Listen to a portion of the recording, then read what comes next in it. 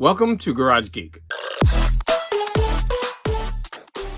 I read these 5 really old comics so that you don't have to. I'm going to break these down in the style of Larry's Library and Sleepy Reader 666 and Gary B, the Casual Comic Guy, and probably every other comic channel out there. We're going to start with the one that I read first, which is this Vault of Evil. So here we have Vault of Evil from Marvel Comics, which is a 25 center. This is Vault of Evil number 14, and we've got this cool cover where a ghost, it's called Midnight in Haunted Manor, and it's got a ghost, prepare to die, there is no way out. Within this house, the devil rules. Okay, and of course, that doesn't have much to do with the actual story, except, well, it does, but not with this. And there's no mention of the devil. So I think mid-70s, like with The Exorcist and everything, I guess the devil thing was big on people's minds. I don't know, I would think that would get you canceled, right? People would protest this as being satanic. I don't know. Maybe because it's ghost stories, it's okay. So here we have the first story. Oh, and by the way, as I read this, I didn't know, but every single story is a reprint from an earlier Marvel or Atlas comic. I thought there might be a couple of originals, a couple of old ones. No, this is a straight up reprint. I was totally fine with that. So the first story is called The Ghost of Grismore Castle, with art by Steve Ditko. There's a couple of artists in here that as a kid, I came to them later in their careers and I did not like or appreciate them. But we're going to look at Steve Ditko and Gene Colan art, and I'm going to have a new appreciation for some of their older art style. I mean, when they were young, some of the stories, the artist is not credited. Okay, so in this one, we have a young guy who is always playing jokes on people, and he gets someone to spend a night in a haunted house, but he's always playing a practical joke, so he bets the guy, but he rigs it, and all of this is fake. So then he goes into the haunted house, and I'm going to tell you that some of the art in this is really, really good. I'm going to blow that up, but look at the face on that. That's the trickster. For Steve Ditko, I was very impressed. This art is really good. Now, this panel to me just screams Ditko, even though the art is in his younger style. Just everything about this screams Ditko to me. But yeah, once he gets into the haunted house, he finds out that it's real. And then when we get to the end of the story, his friend turns out to be some kind of ghostly or demonic entity, which was kind of a weird twist because I didn't understand how his friend would, be his friend, it seems like, for a long, long time. I guess that ghost was in it for the long haul. The next story, by the way, they tell you where it was originally presented. For example, this one was Strange Tales 79. So I'm going to put the actual original covers. If you see 2 on screen, that's because they mislabeled. In one instance, for sure, and it might have been 2, they actually told the wrong issue, and I had to hunt down the original issue because it was misquoted of where it originally appeared. So the next one is The Albatross, and this one was originally presented in Uncanny Tales number 29. This is a retelling or a modern telling of the Rime of the Ancient Mariner. So you're gonna, get what you would expect. There's a sailor who puts his whole crew in peril. All the other people are punished and lose their lives, basically, except for him. But he's cursed to wander and tell his tale. There's a couple instances of really nice art, but again, like over the top art, dramatic. But again, it's good. And in this, he has to keep wandering because he still hasn't found somebody who believes him. Although in the end, the guy does believe him, but after he's walking away. So if that ghost had just waited like 30 seconds more, his curse would have been lifted. Okay, the next story is called Only an Insect, and this was originally presented in Astonishing Tales number 10, and this was really hard to hunt down because the comic is sometimes called Tales to Astonish, sometimes called Astonishing Tales, but we have this, I'm going to assume that's a black guy. Now, it's really funny because on the cover, they turn it into a white guy. Why? Like... having a black guy on the cover would mean nobody would buy it, and it's just a small panel, right? But anyways, this guy, that opening panel is cool because it's through the eyes of a fly, right? As you could see that or a pair of buttocks. This guy is a lab assistance helper. He is always picked on, but he's too wimpy to stand up for himself. He tortures insects, and every time he tortures an insect, he's thinking of what he would do to the person who is always calling him names or putting him down. The art in this is very wonky. And of course, at the very end, he gets his comeuppance because he's told to stay out of the lab, but he goes into the lab and he knocks over some serum that turns him tiny. And this is a great panel. Like, he's shrinking, but you can't really tell what's happening to him, but he's shrinking. And there you go. You're going to have the insect, which I don't know what that looks like. I'm kind of scared to say what that looks like on camera, but he's being menaced by something gigantic coming out of the shadows. He's the size of an insect, and he gets his comeuppance because now it's his turn to get tortured. The last one is called Dorothy's Doll, and I'm going to admit that this was the most effective for me. I really like this. This one is the one with art by Gene Colan. So again, I was not a fan of Gene Colan's art. A lot of people like his art on Tomb of Dracula. If I'm getting... Sometimes I get the artist wrong. I think Gene Colan is the one who did some Daredevil and then, Tomb of Dracula. It's just, the art is just so wonky. Now, this art is actually pretty nice. It's not the greatest, but there's a young girl, a very young girl who's sick. So the father runs out of the house in a panic. He finds a doll in a doll shop that looks exactly like the child. He puts the doll in the crib, and Death shows up and mistakenly takes the doll away. I guess Death is kind of stupid. And Death flies away. The daughter gets to live. Okay, so that was... yeah, that was the best one. I enjoyed this issue of Vault of Evil. It was a lot of fun. The art was great. Even though this was probably put out in the early to mid 70s, this was a harkening back to the 50s. So art from the 50s. So there you go. The first issue that I'm covering today is Vault of Evil number 14. No Man Escapes Alive from the Vault of Evil. The next comic that I have is Freddy, and this is from Charlton Comics. Now, you could automatically see that this is an Archie ripoff. That's totally what it is. But we are going to examine this cover because, number one, it's a cover that has panels, right? So it's an actual comic in itself. And it's hilarious. First of all, there's an advertisement to go to Disneyland on the cover of the comic. I'm like, what? And then, we got all the characters here. Now, what's really funny is this guy's on a date with this girl, but I guess they're all on a date together, something like that. And he wants to pay, and then he insists on paying, then he insists on paying, and then he asks his date, do you care who pays? And she's like, nah. And then they're like, well, okay, you pay. And they walk out together. And I'm like, I don't know what's going on there, but as my students would say, that's gay. So let's go ahead. Now, I got this one from mycomicshop.com. And as you can see, it's a 0.5.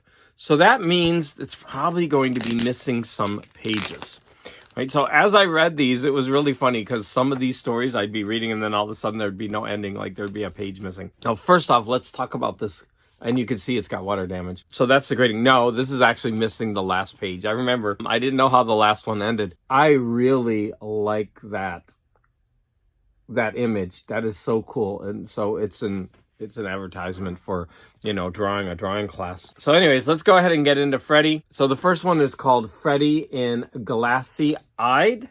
Sometimes the colors were way off in this comic. So it was very cheaply printed and produced. The art is not up to the style of an Archie, but it's still very nice, very serviceable. He double booked after school. He really wants to do the right thing. The janitor's out sick, so he volunteers to mow the lawn for the school. Then his girl reminds him that they have a date after school and he better not stand her up. And of course, he comes up with this cockamamie idea to get out of mowing the lawn, which is very complicated. He gets the principal to put on glasses, then he uses a water hose to pretend like it's rain, then he runs and grabs sheet metal and a bell or something to make thunder and lightning. And so finally he gets out of everything and he's like, whew, He's like, okay, I'll mow the lawn tomorrow. That's fine. And then he's like, well, since you can't do that, why don't you go ahead and mop and sweep the school for us? He couldn't win after all of that. And now he has to work 2 days after school. But that's what you get, Freddy.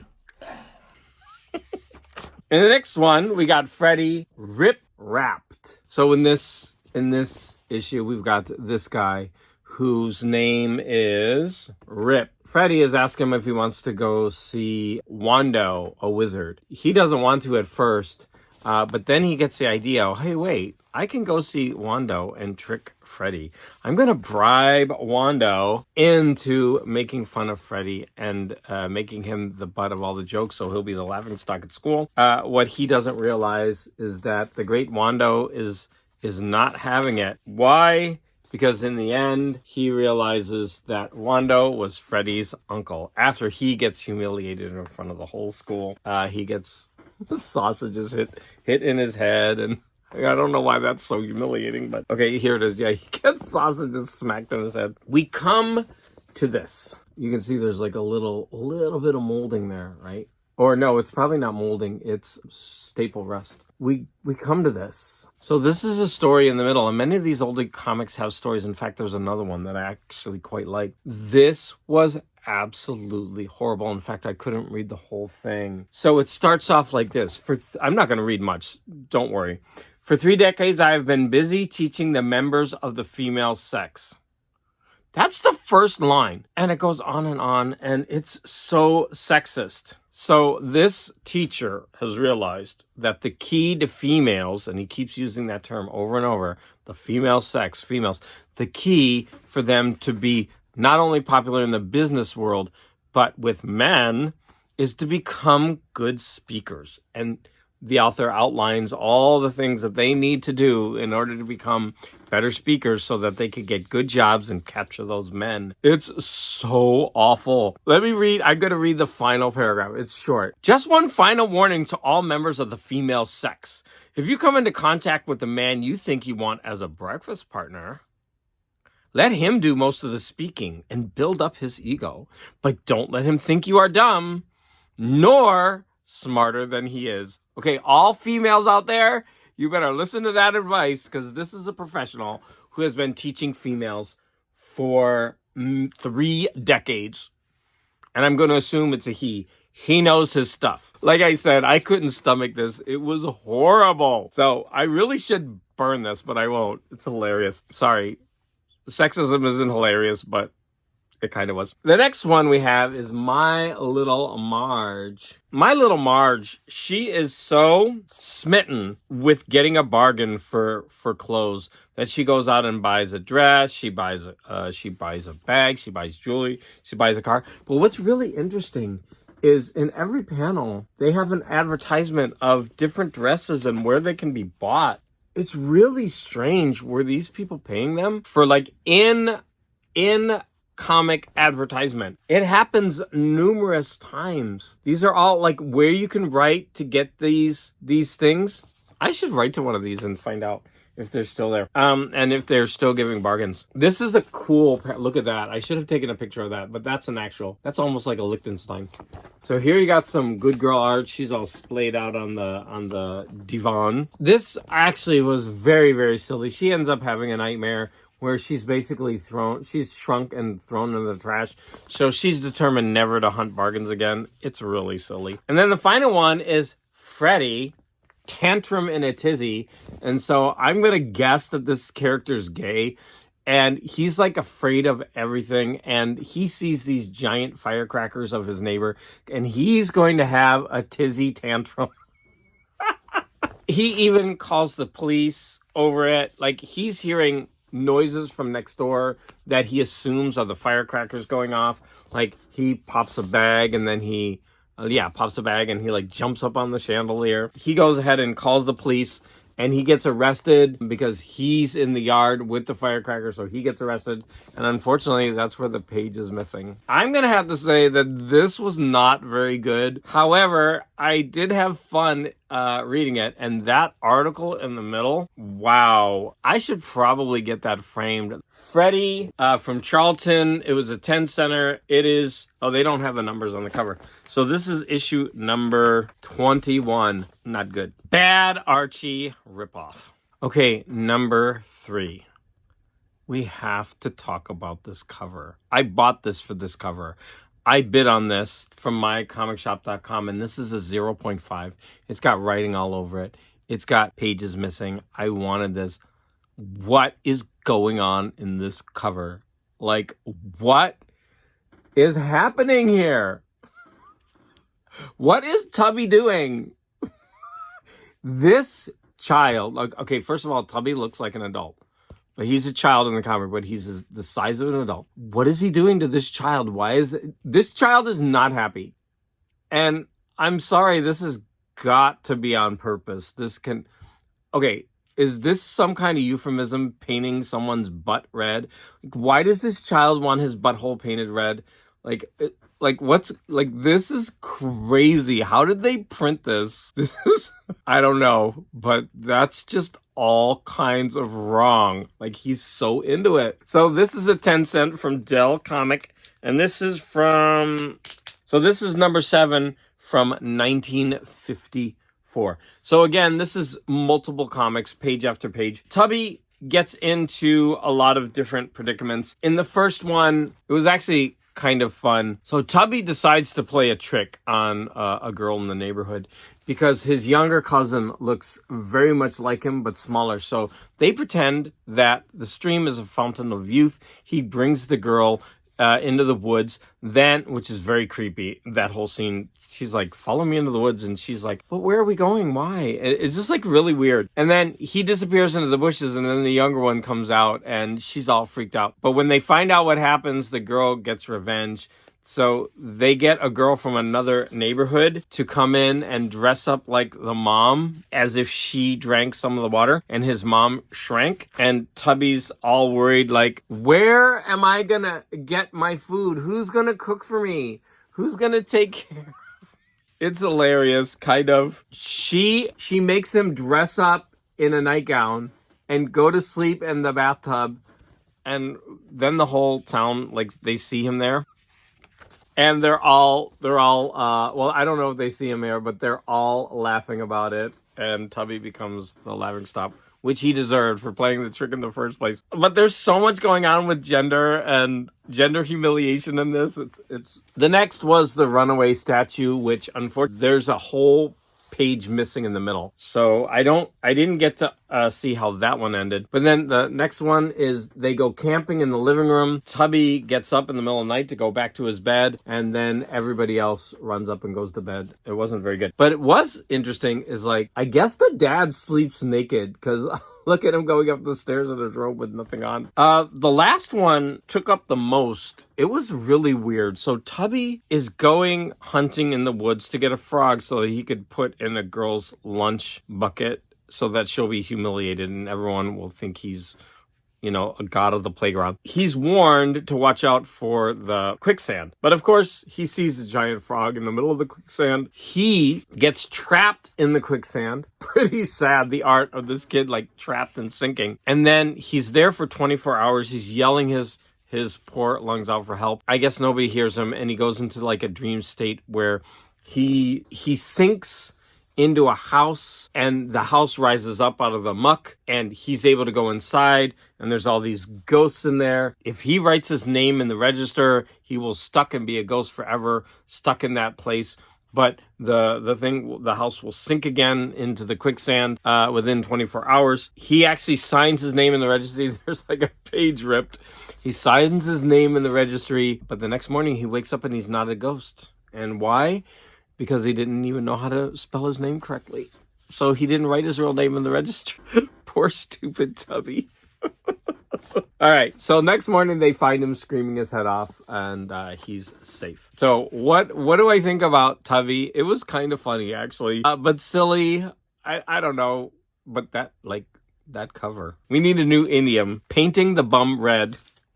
As a euphemism. What are you doing? Oh, I'm going to paint the bum red. Number 4, we have Ripley's Believe It or Not, which is from Dell Gold Key, but this is a Whitman variant. I actually don't like Whitman variants, but if I find them and I don't have them, I'm definitely gonna get them. In fact, some of the Dell Gold Key, they were only printed as Whitmans. I don't think they were printed as Dell. So we have this 35-cent Ripley's Believe It or Not True Ghost Stories. And so this is The Ghostly Hand Writes Its Message of Death. So, of course, this is going to be accounts of supposedly true ghost stories. I don't think I need to go over every ghost story in here. The art in this was fine. Almost every person does something. Well, in the first story, there's someone who does something evil, and the ghost comes back for retribution. And that was the cover story. In the second one, we got the phantoms in the mirror. This one, the art. So the art in these Charlton comics are, from what I've seen so far, they're good, but they're not always great. They're very serviceable. They work for the comics. They get you through them.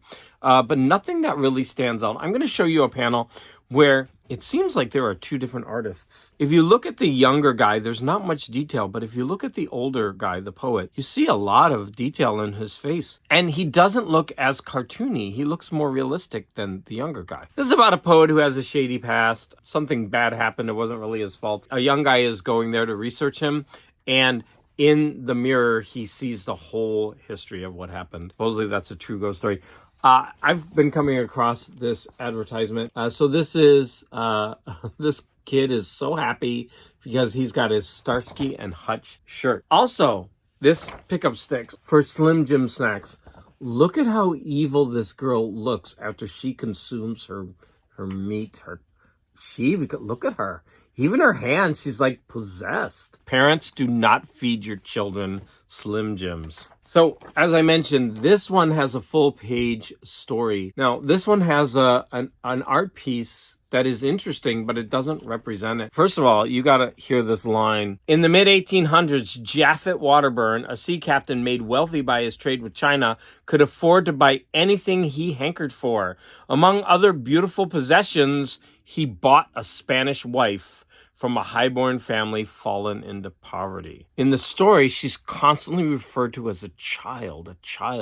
And in this picture, she's definitely not a child, but throughout the story, she's referred to as a child. And she sits at home in her new home, and all she does is cry and point to her home and long for her home. In the end of the story, near here, he's like, okay, tells everybody he's taking her home. In the next generation, like the people who buy the house, like years and years later, always the children, they keep seeing an apparition of this young lady crying, almost childlike. And so they find out that her body is buried there. And once they find the body, nobody sees her again. I thought that was kind of creepy, right? Because he did say that he was going to take her home because she was so homesick. He told everyone that, but he just basically killed her. I'm sure you got that. Another one is about finding some bones to putting some people to rest. This guy and his horse fell off a cliff, but their bones landed in a little shelter that nobody can see.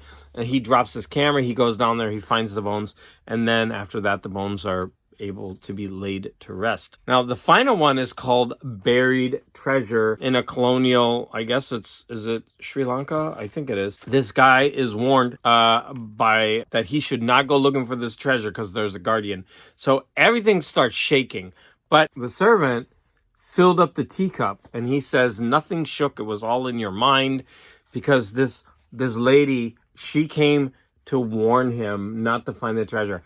Now, it comes to be that this lady was buried alive to protect the treasure. And I was thinking to myself, lady, you're buried alive with the treasure and you're going to protect it? Like, why would you protect, like, of all those years of being dead, buried alive, you're still going to guard it? Wouldn't you come to your ghost senses and say, what the heck? Why would I protect something when you guys just murdered me and made me to, left my body here with treasure? So I was like, she should be making them find the treasure so they can find her bones and put her to rest.